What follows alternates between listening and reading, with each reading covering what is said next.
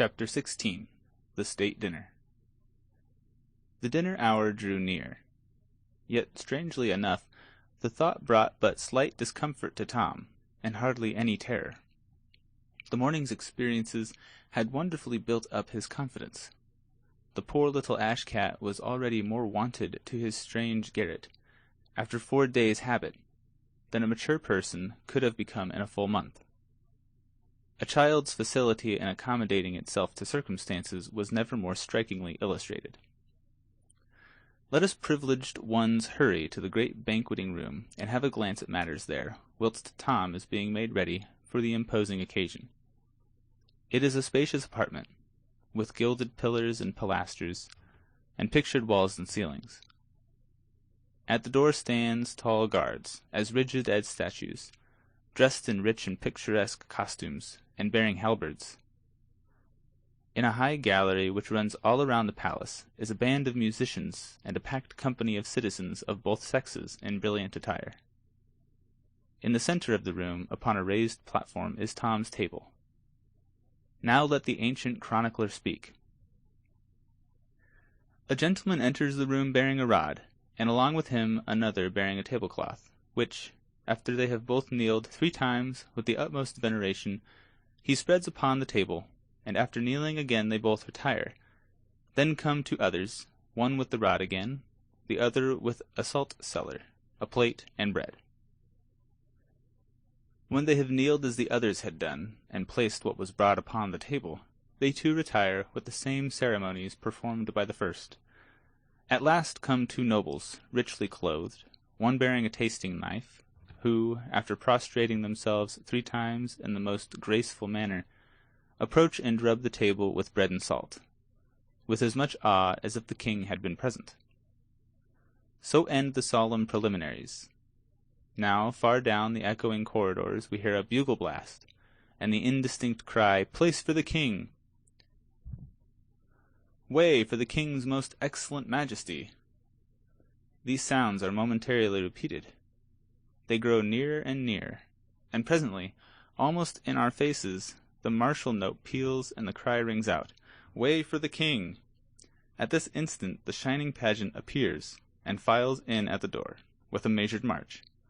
Let the chronicler speak again. First come gentlemen, barons, earls, knights of the garter, all richly dressed and bareheaded. Next comes the chancellor, between 2, one of which carries the royal sceptre, the other the sword of state and a red scabbard, studded with golden fleur-de-lis, the point upwards. Next comes the king himself, whom, upon his appearing, 12 trumpets and many drums salute with a great burst of welcome, whilst all in the galleries rise in their places, crying, "God save the king!" After him come nobles attached to his person, and on his right and left march his guard of honor, his 50 gentlemen pensioners, with gilt battle-axes. This was all fine and pleasant. Tom's pulse beat high, and a glad light was in his eye.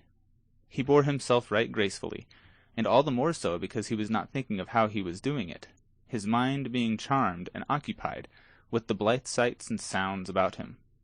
And besides, nobody can be very ungraceful in nicely fitting beautiful clothes after he has grown a little used to them, especially if he is for the moment unconscious of them.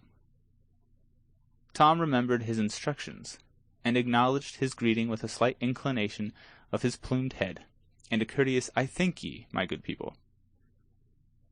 He seated himself at table, without removing his cap, and did it without the least embarrassment. For to eat with one's cap on was the one solitary royal custom upon which the kings and the canties met upon common ground, neither party having any advantage over the other in the matter of the old familiarity with it. The pageant broke up and grouped itself picturesquely, and remained bareheaded. Now to the sound of gay music the yeomen of the guard entered, the tallest and mightiest men in England, they being carefully selected in this regard. But we will let the chronicler tell about it. The yeomen of the guard entered, bareheaded, clothed in scarlet, with golden roses upon their backs, and these went and came, bringing in each turn a course of dishes, served in plate.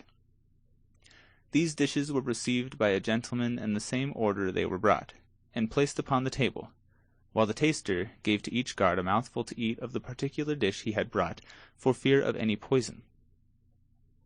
Tom made a good dinner, notwithstanding he was conscious that hundreds of eyes followed each morsel to his mouth, and watched him eat it with an interest which could not have been more intense, if it had been a deadly explosive, and was expected to blow him up and scatter him all about the place.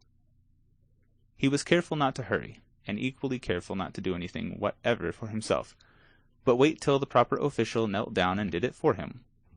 He got through without a mistake, flawless and precious triumph.